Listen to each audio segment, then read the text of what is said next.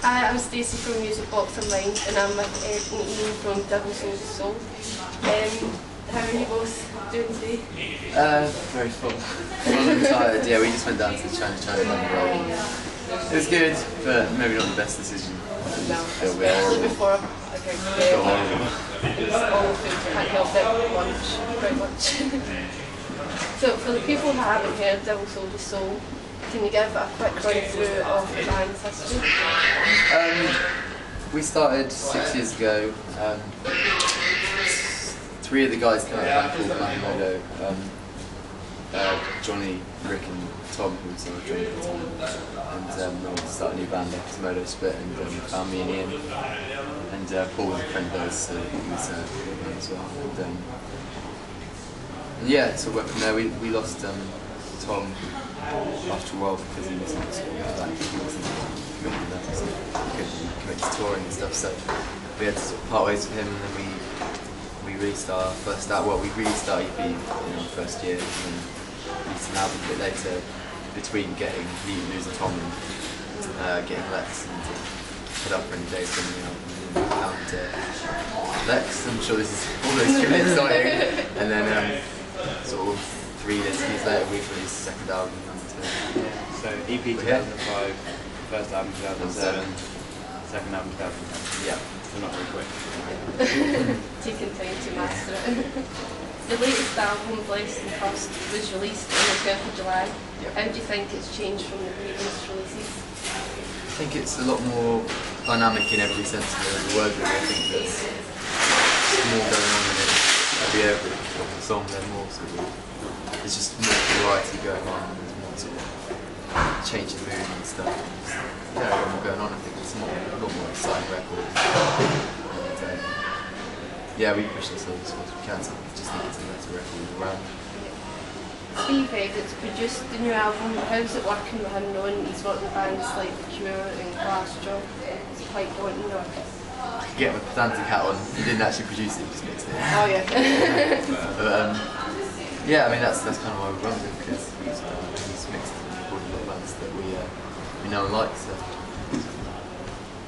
The last album, A Fragile Hope, received amazing reviews, and with Cran saying it was a devastatingly apocalyptic record. Are you surprised at how well it was received? Yeah, I mean, we always like what we do. We wouldn't be doing it if we didn't. So it's always, you're never sure how it's going to be received. And yeah, we've always had really sort of open from the press. Like there's always bad views, but the majority of wise is usually really good. So we're always really happy with this. It's really overwhelming. It's really nice. What's your favourite track from any of your releases? It's like asking like which one of your children is. It's a bit of an evil question. Yeah, sorry. I think it's different for everybody though, again. Yeah, I mean it changes from listening to it on record and there's also live yeah, as there's well. also definitely. What mood you're in? At the moment, I think live we're all really enjoying playing original parts. Really enjoying it. Opening with Tiger's great as well, and we've literally just started playing Johnny Thinking in the set as well this tour. Yeah, they're like Yeah. it's a different experience with each one. The band was originally signed to a small indie label, Eyes of Sound, then you signed to Century Media. In what ways has the label changed? Well, we actually started with a Visible Noise, and then a couple of people left, and we went with them. So 2 people from Visible Noise started up a label called Black Willow to help release the album, which then sort of got released through Rise of Sound at the same time. So they had the means to do it. And yeah, it's nice to have like more of a big label. People take you more seriously, I think. I mean, you get a lot of respect for doing things on a small label and things, but when people see you've got backing, it takes does a decision. Yeah, and it's nice to know that you can get out in a wider sort of area. Who are your biggest influences, and do you think the band would be any different without them? I mean, the band, the age like goes from sort of me and Ian at 24 to Johnny and Paul sort of 30, so there's a big, not a massive age gap, it's only 6 years, but in terms of when we were young, growing up listening to heavy music, they were sort of, their sort of first rock bands were sort of Metallica and Guns N' Roses and that sort of thing, and then there's me and Ian who were into stuff like Glassjaw and Converge and stuff. And, I mean, they're all into that stuff as well. We're all into quite a wide range of stuff. I don't know if there's any collection of specific bands which we really sort of emulate, really, but I guess, yeah, everything you listen to will shape your opinion on music and how you write music. I think there's certain bands where rather than taking a direct influence, there would be like bands that if they hadn't existed, you might not have been inspired to play music, be in a band. Like some of the older guys with bands like, well, everybody goes to those bands like Deftones. They're a bit of an odd one because they're not obviously completely direct influence. It's not a million miles away, I guess. What are we in? Lex is the newest member of the band. What do you think he's brought to the band and the role? Just a whole new dynamic with the drums, just lots more going on. It's way more exciting. Yeah, we were.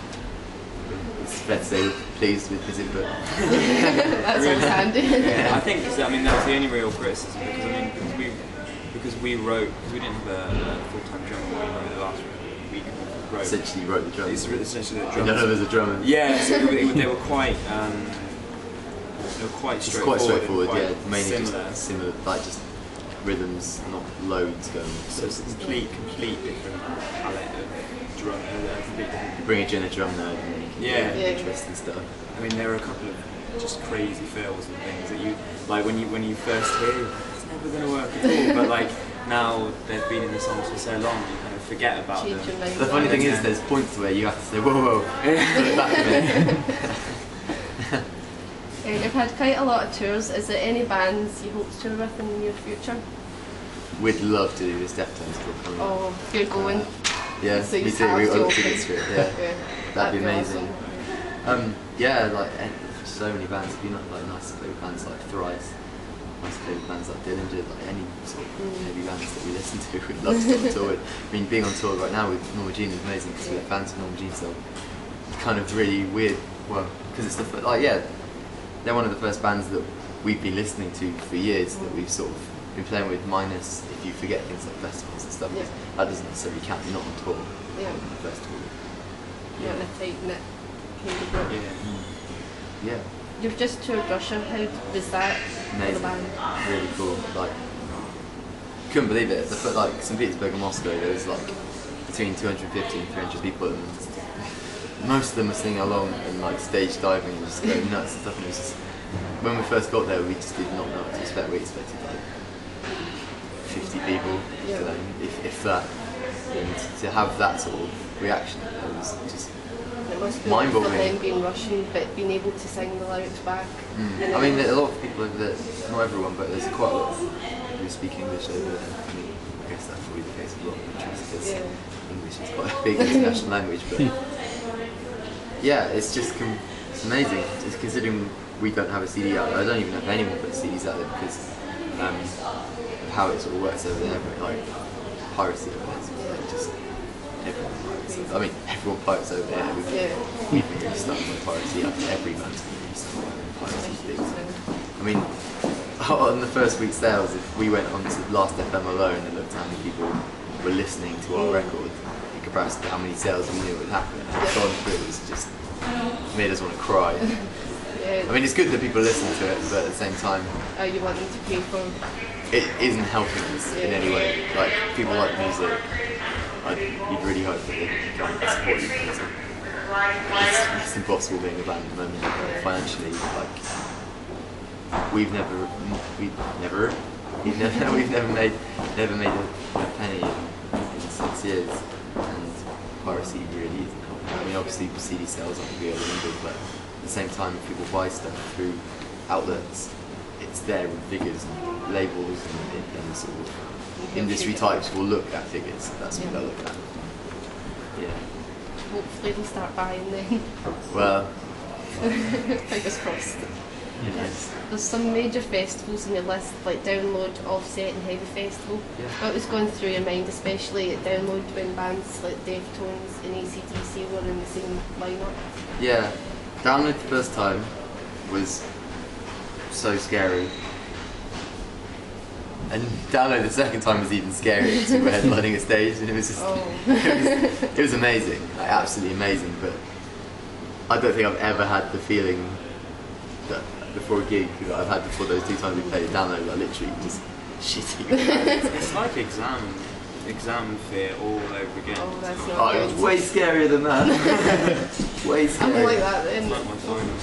Like it's that funny point where excitement and being really nervous cross over, because it's essentially the same feeling, I reckon, but depending on how you take it. But you start off being so scared, and as soon as you walk the stage and people start cheering, it's like best feeling. I think the first time, it kind of, the nerves pretty much carried on the whole way through, and it could have been over before you kind of had the chance to take stock. Like, we were all equally nervous the second time. I think we might have had a bit more of a chance to kind of take it in a bit more the second time, which was really cool. So it was equally overwhelming the first time, especially because we were on it.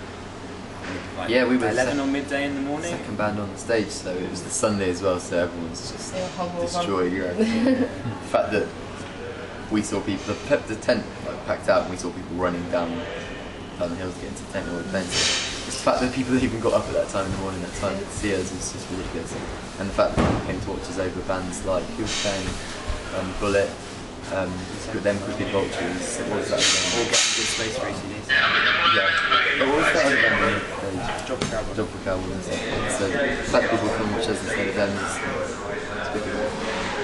Do you prefer festivals to doing one tours, or do you like both equally for different reasons? The latter, yeah. they're both awesome. Just if it's a good gig, it's a good gig. But there's obviously different things going on each one. So, like, if you get a good 10 out of one of your gigs, you feel really proud because there's no other reason that they're there. If it's a headline show, then they're there for you. But the festival's really cool as well. I mean, yeah, festivals are great because just generally all the music fans go, and there's going to be any number of fans of different bands there. So it's fans at the festival, and then everyone else is it's with both of them amazing. Yeah. After this tour, what does the band have planned? We're going straight into Europe after the Architects dates, and we're there for about 3 weeks, and then we're home. And there's a few things which are possibly in the pipeline pretty much straight after in November, and then after that we're doing a headline tour in January and February. Awesome. Is there any support bands for it yet, or do you know? Yep. Don't know if we can announce it. It's someone really I'm cool. not putting you in the spot. It's someone really cool. Are there any bands you'd want to recommend? Our friends Renault are really good. They're good. They Komodo, friends of ours. Really nice friends. All the guys on this tour, obviously. Yeah, it's weird, isn't it? Yeah. It's just one of those things, you have if you could think about it, there's 1,000,001 bands, but then you just put on the All spot. the bands. Yeah. I think Johnny sees a lot of cool upcoming bands because he records a lot of bands. And is there anything that you'd like to say to anyone watching the last little time? No, just Check us out. yeah, check us out. So that's all. Thank you very much. Thank you. Cheers. So,